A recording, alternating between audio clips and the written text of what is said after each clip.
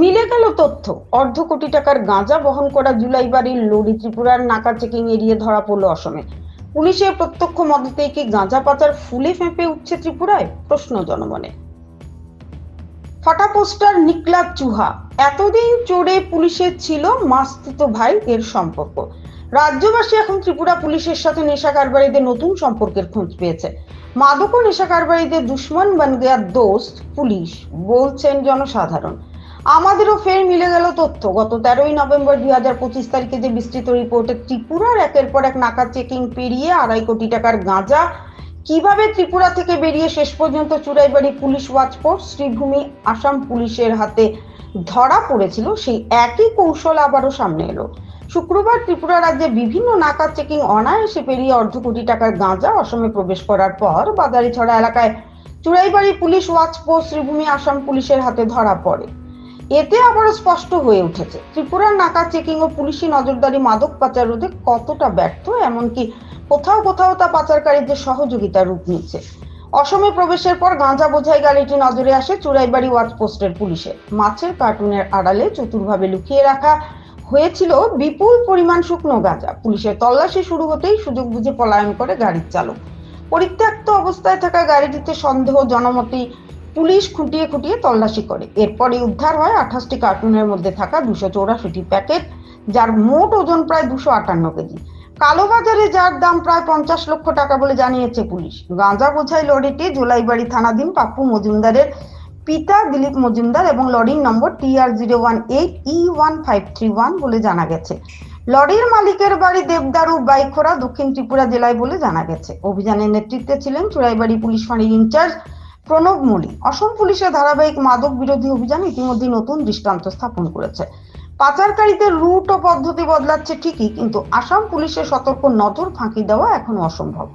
গত এক সপ্তাহে ত্রিপুরা থেকে বিভিন্ন গোপন রুটে আসাম মুখে অন্তত 8 কোটি টাকার গাঁজা পাথারকান্দি, রাতাবাড়ি ও বাজারিছড়া থানা এলাকায় উদ্ধার হয়েছে। শুক্রবার ধরা পড়া নতুন চালানটি এনডিপিএস আইনের অধীনে মামলা নিয়ে তদন্ত শুরু করেছে চুরাইবাড়ি পুলিশ। অবিরাম মাদক পাচারের ঘটনায় প্রশ্নের মুখে ত্রিপুরার পুলিশের ভূমিকা।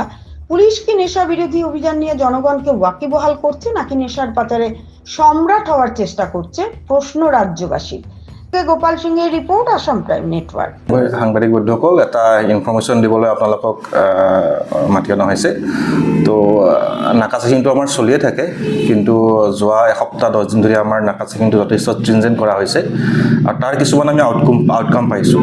মানে ড্ৰাগছ ৰিকভাৰী ক্ষেত্ৰত 13 তাৰিখে আমি নাকা চেকিঙত এটা পাথাৰকান্দি এৰিয়াত, এটা ৰাতাবাৰী এৰিয়াত দুটা মানে ড্ৰাগছৰ কেছ আমি ক্ৰেক কৰিবলৈ সক্ষম হৈছোঁ, ৰিকভাৰী কৰিবলৈ সক্ষম হৈছোঁ।